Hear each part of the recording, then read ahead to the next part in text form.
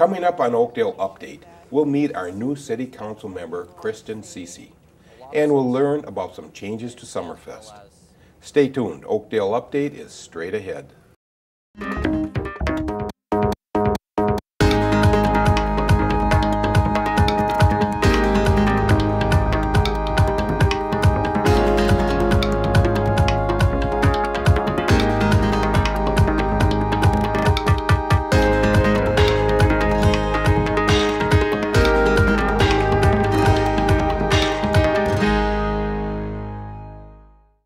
Hello and welcome to Oakdale Update. I'm your host, Frank Orsello. This is the City of Oakdale's news and information program about your community. When Stan Karwalski won the election for mayor last November, a new member needed to be appointed to the City Council seat he held. I'm joined today by that person who was awarded that City Council position, Kristen Cici. Kristen, thanks for joining us on Oakdale Update today. Yeah, thank you for having me. So you were picked because you were the third vote getter, is that correct? Yes, that's correct. Okay, so explain that to me. Councilman Kowalski moved up, and then there was an empty seat, correct? Exactly, yes. And then you got the third greatest choice. Okay, all right, that's got that straightened out now. Let's go back. Just give me a little bit of your background. Sure. I have a bachelor's degree in psychology and political science from the University of Minnesota, a master's in advocacy and leadership, also from the University of Minnesota. I've done my coursework, but haven't done my dissertation for a PhD in evaluation studies, and I own 3 businesses. Okay, and you were born and raised where? St. Paul. Well, I grew up in Cottage Grove, but I was born in St. Paul. Okay. Okay, all right, so then you have a family? Yes. Yep. I have 2 children, my son Chase and my daughter Samantha. They're 4 and 3. 4 and 3, okay. And my husband Phil. And you have a husband too, okay. And you mentioned you have, what, 3 small businesses, yes. Is that correct? Briefly tell us about those 3 businesses. Sure. I own a dog daycare and boarding facility in Roseville called the Wolf Room, an event rental and decor company called Dexy Decor. It does about 300 weddings and events a year. And then I own a Spanish immersion daycare and preschool in Egan. Okay, and my question is, they're all scattered all across the metropolitan area. How'd that happen? You know, the Wolf Room and the daycare are really the location-based businesses. For the Wolf Room, that was really about picking the right market. Same with the daycare. For the event rental company, people really come to it. It doesn't really matter where the location is. And so that was more about finding a right fit for the space. And so we had looked at a lot of different spaces, and I ended up purchasing a building in West St. Paul. Oh, okay. Now I see you're with child, so that, yes. And I understand they're going to be twins. Is that correct? Yes, that's correct. Okay. So we're going to have 4 children and a husband, 3 businesses. And I remember personally, I was sitting at the debates, the council debates before the election, and I was thinking to myself, if in fact you did win, how are you going to find time to get all this done and still be a council person? Sure. You know, I've always been a very busy person. I started 2 of my 3 businesses while I was either pregnant or with a child under 1. And so I've never really had an issue with juggling things. And like I mentioned before, I do own a Spanish immersion preschool and daycare, and my children go there. And so that definitely helps out, makes things a little bit easier to have a place to bring them when I have things that I need to go to. And I do, all 3 of my businesses have managers or directors that run them. And so my involvement is on a smaller scale because I have someone that is really an expert in their field that runs those businesses. That's very good. That's very good. Good answer. I like that. Yeah. I was very concerned for you, I think, you know, about you being the council person on top of it. I'm sure, how is your council, you've only been at a couple meetings, is that correct? Yes, 2. Okay. And you already have found, I'm sure, that there's a lot of preparation work that goes into council work, right? Yes. We get quite a extensive packet of information before each meeting. And you have to know that too, don't you? Yes. You have to know what's going on. Okay, well, speaking of that, I know you were on the Planning Commission for how long? You know, I wasn't on the Planning Commission that long, about a year and a half about. I was on the Minneapolis Housing Board of Appeals before moving to Oakdale because I'm actually a newer resident to Oakdale. And so I was vice president on that, and I was on that for, I think it was like 5 or 6 years. So I was involved with the city there too. So you have a pretty extensive background in government work, if you will, or volunteer? Yeah, more on the commission side, definitely. But yes, yeah, definitely. Okay. So your time on the planning commission, what was that, about a year and a half, you said? Yeah.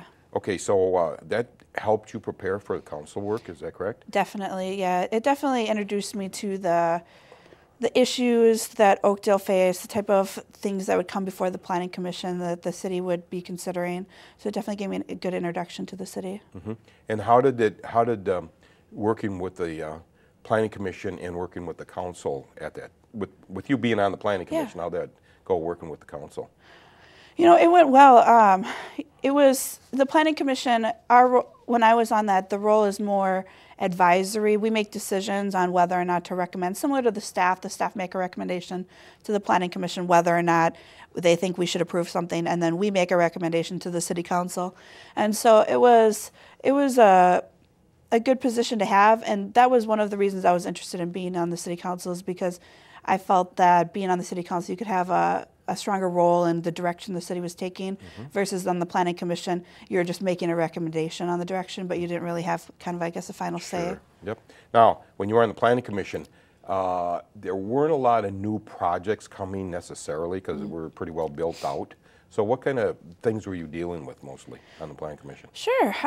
You know, there was a fair amount of rezoning type issues. You know, for example, like the Cardinal Place development, rezoning that from R1 to R3. We had a residential property that the owner wanted to change to a home business, but actually renovate the structure so that it was a business. Which one was that? That was a hair salon. That was right across from TLC Vet Clinic. Oh, yes. Kitty Corner. Oh, yes. There, yep.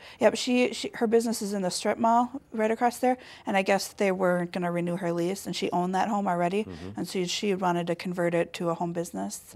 And then we also heard a lot of more residential, you know, people wanting to make their garage bigger and not follow kind of the setback or the size requirements. So, were you involved in that the inn down on Hudson Road that wanted to become a senior citizen? I think it is. Yep, we did hear that. Yes, we heard that. That came before us, and we approved it, and it went on to the city council. How's it doing? I guess I haven't kept up to date on that. You know, that is a great question. I am not familiar with where exactly that's at right now. And that came before us, I want to say 8 months ago. Okay. It was a while ago. Okay.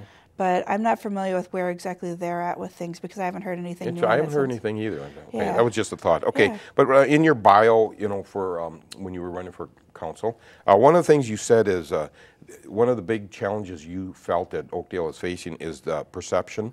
How do you address this? How would you address this? And explain what you mean by the perception. Okay?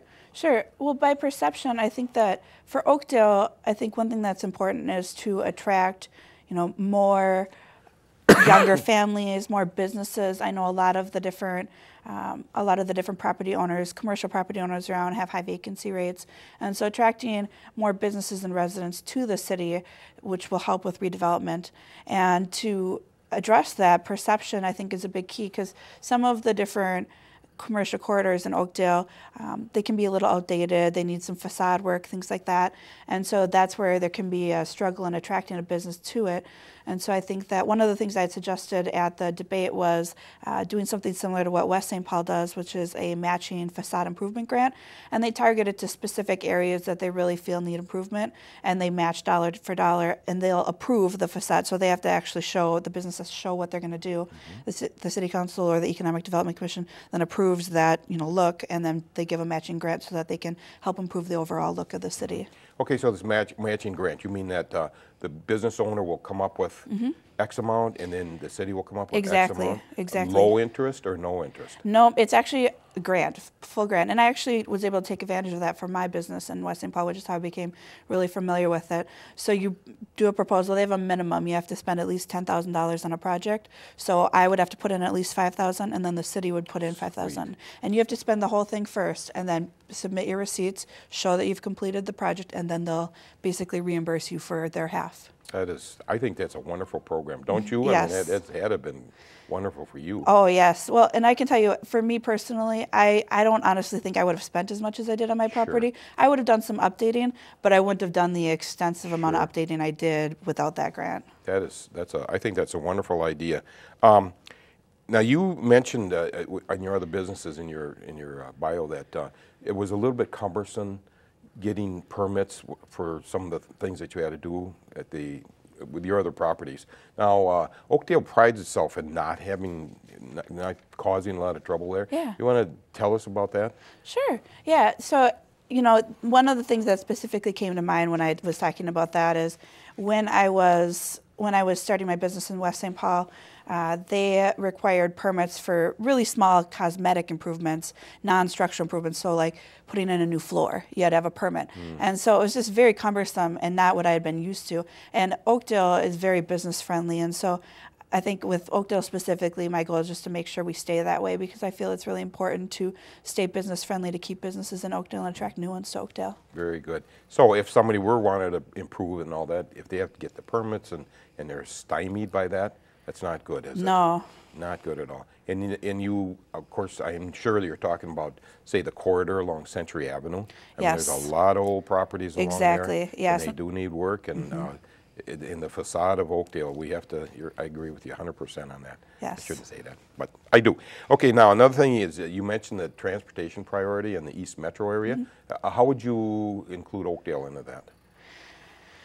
Well, I think that it's important that Oakdale has input into the transportation that we're going to be experiencing, both with 36 and with, you know, the rapid transit bus, or it sounds like that's going to be the option. But I think that making sure that businesses and residents, that we have a lot of say in terms of what happens, especially when we talk about 36 and the interchange where Hadley is. And so I think that just making sure that we continue to be very involved and look at, with 36 specifically, developing maybe some sort of coalition to provide the opportunity for input for all the different residents and businesses and government officials in that area. Okay.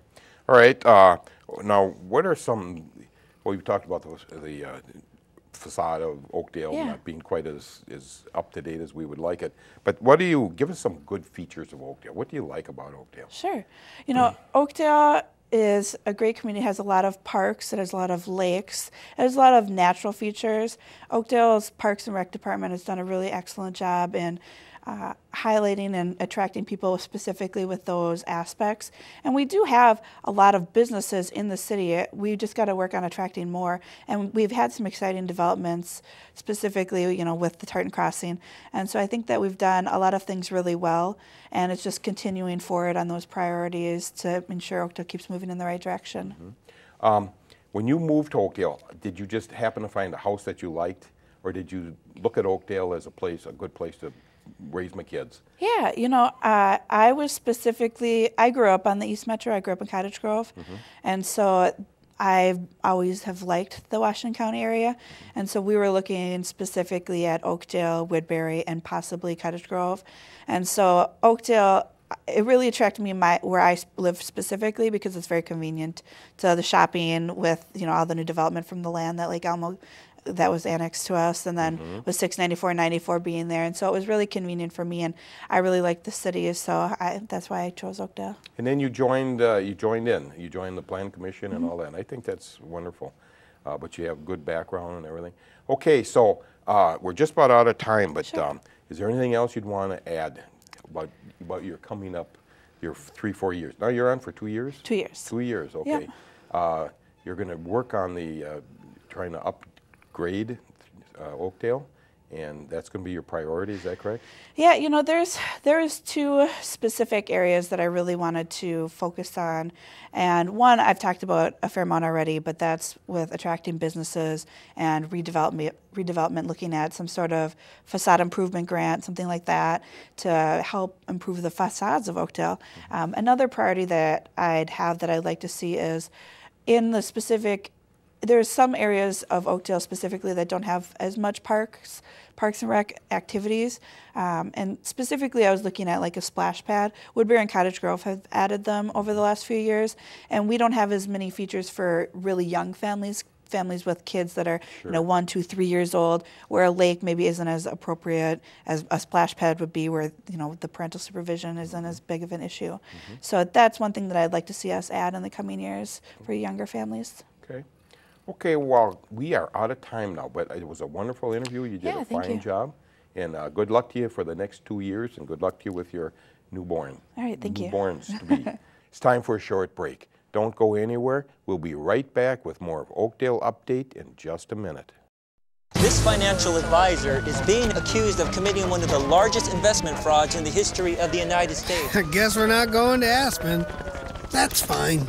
You see, I like tennis balls. He likes insider trading. So he's going to jail and I'm going to a shelter. And no, they're not the same thing. Shelters are for good pets that want to be adopted. Jails are for criminals. I've done nothing. Uh-oh. Ooh, okay, I stole a cheeseburger once. I'm a dog. Welcome back to Oakdale Update.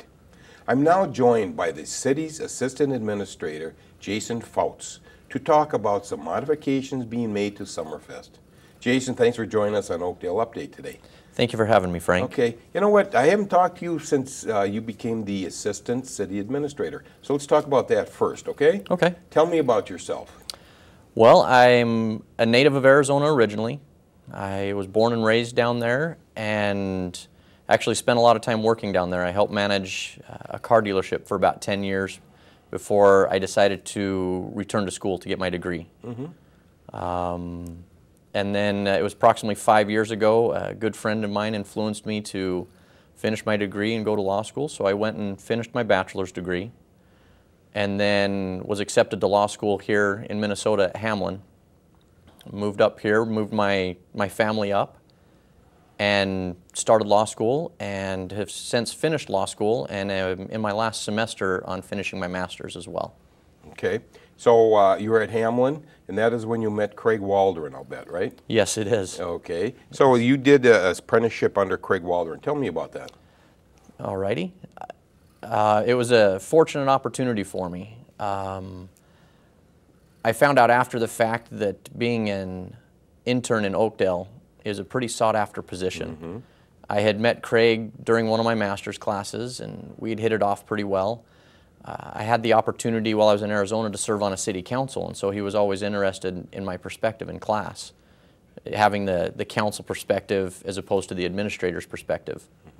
And we hit it off very well, and the next semester, so last spring, he had an opening come up in his intern position, and I was at that point in time looking for an internship. And so I gave him a call and we spoke for a little bit and were able to work something out. And I started out here last February as an intern. So about a year ago? Yes, sir. A year ago. Okay, and how was it? What were your first impressions when you first came to Oakdale? It's a well-oiled machine. Is that right? There's a lot of experience running around City Hall, and Craig is a mover and a shaker and likes to get things done. So as I got out here, it was a matter of trying to learn a lot in a short amount of time. It was like drinking from a fire hose. There's just so much going on that they started me off with little projects here and there and brought me up to speed. And so it was neat to be able to spend that time under Craig and Dave and being in their tutelage. And Dave was another good one too, right? Yeah. He was pretty good to work under too, right? Yeah, it was phenomenal to work under Dave.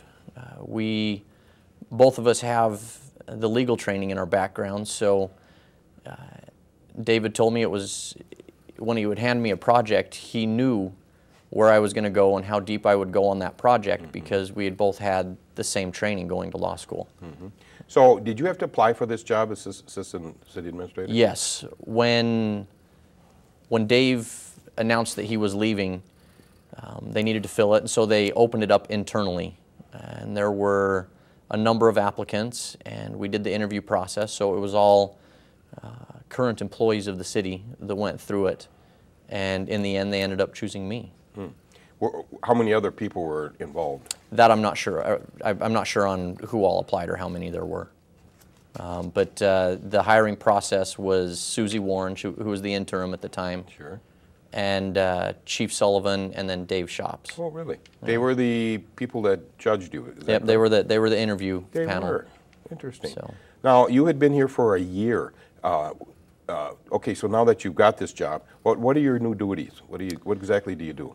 Well, for one, I'm the department head over IT. So I oversee the information technologies department. Is that going to the police department too, or just the?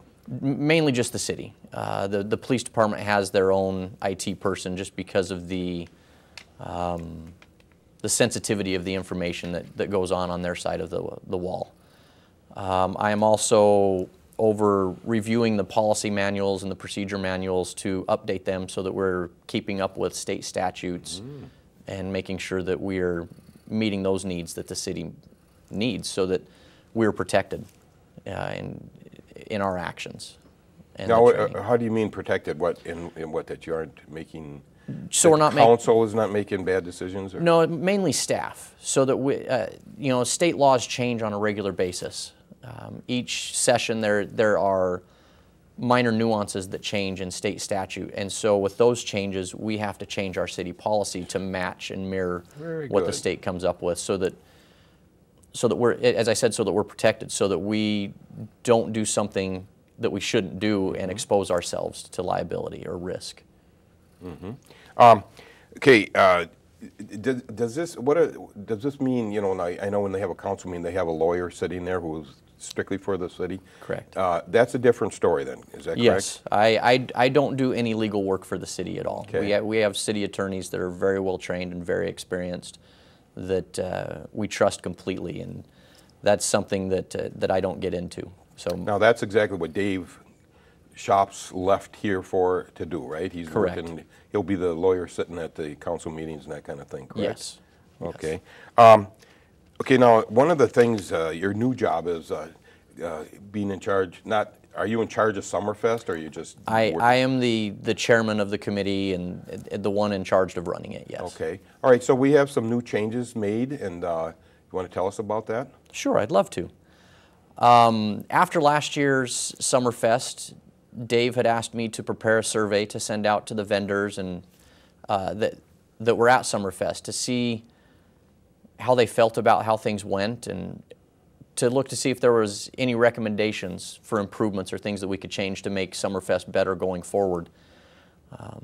A couple of the suggestions that came back was that we had too many duplicate vendors, but that also Sunday, they made no money. Sunday attendance was down drastically. Even half a day, even up till noon? Yeah, they just said they made, that their Monday sales were slim to non-existent. Okay, all right. And so as we sat down with the committee, who comprises a lot of city staff, as well as members of the business community and some citizens, we got to talking about it, and one of the suggestions that came to the table was that we cut Sunday out to make it optional. So if a vendor didn't feel that Sunday was worthwhile being there, then they could leave Saturday night after the festivities were done, or early Sunday morning. One of the other things that came to the table was this year, Summerfest had to get bumped a week later than typical because of a scheduling conflict with the carnival. Well, that put us a week away from 4th of July celebration. Well, that's a lot of man hours that goes into both of those celebrations. And so staff proposed that we take the fireworks and the band from 4th of July and move those 1 week forward to be able to do those at Summerfest. The 4th of July celebration last year, its attendance rivaled what we got in Summerfest over the space of 3 days. Right. So the thought was if we bring that forward, we could increase the attendance at Summerfest and make it into a much better event, more strongly attended. So that was brought to staff, or to council, back in November as a proposition, and council was very excited to be able to try this change. So over the past 2 months, we've gotten the Rockin' Hollywoods, who has performed on our 4th of July celebration for quite a few years now, if I'm not mistaken. They will be performing Friday night. We wanted to be able to have them perform Saturday with the fireworks as we have done in the past, but we had already scheduled a band for Saturday that we couldn't move.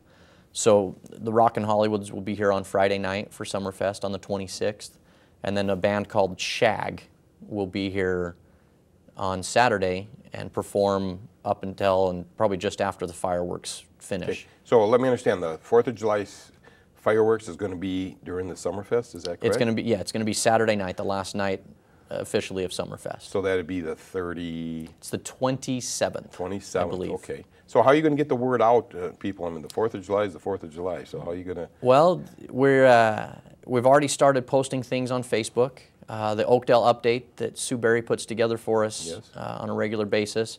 We've already put the ads in there letting them know that 4th of July fireworks are going to be done a week sooner, and that there won't be a band or anything on that weekend. So we're trying to get the news out as much as possible.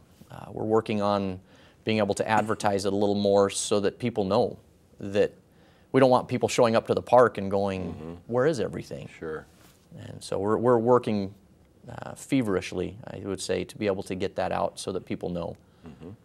Okay. So have you already contacted vendors and all that? I mean, they're all lined up, everybody's lined up to come? We're in the midst right now of revamping our vendor application, and that should be going out hopefully within the next week or so. But we've already had contact with numerous vendors asking about it, and they know the dates and what's going on. And so a lot of them are aware that we're of the changes that we're making. Okay, now we're going to still have the parade, I reckon. Parade will still be Thursday afternoon. The parade is very successful, isn't it? Yes. As a general rule. We're crossing our fingers for no rain this year. Yeah. Do you remember last year? Yes. It was called off. Yes, sir. And as it turns out, nothing happened. But do you think it was the right decision? I do, 100%. I'm kind of a believer in Murphy's Law, and if we wouldn't have canceled that parade, that storm guaranteed would have hit. It would have. And as soon as we canceled it, yeah, the storm decided to go another direction. Yes. But I do think it was the right decision for the safety of everybody. Yeah. Okay. Do you remember off the top of your head approximately how many people came to the Summerfest last year? From the numbers I saw, the approximate number over the whole day was, or over the whole Summerfest was approximately 10,000. 10,000 people. That is pretty good. Yeah. That is pretty good. Pretty reasonable. In contrast, 4th of July, estimated attendance for the one-day event was between 10 and 12,000. Unbelievable. Say, speaking of that now, parking is getting to be a problem for that, for the 4th of July. So are they ever thinking of shuttle buses or anything to get people?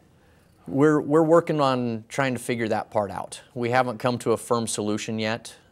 We have talked shuttle buses about having people be able to park at whether the Transfiguration Church or down at the grocery store parking lot or whatever, but we haven't come to any firm conclusions yet or where to get those shuttle buses at. Really?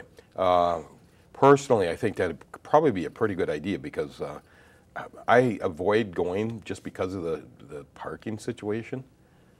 So, I don't know, it's just my... Yeah, it's we're open for people to be able to help out with shuttle buses, absolutely. Okay, all right. Okay, well, Jason, we're out of time right now, but I want to thank you for coming in on the show today, and good luck to you on your job.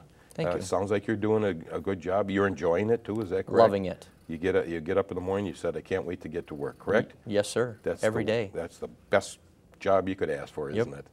Okay, Jason, thanks for joining us today. Thank you for having me, Frank. That's all we have time for. For everyone at the City of Oakdale, thanks for watching.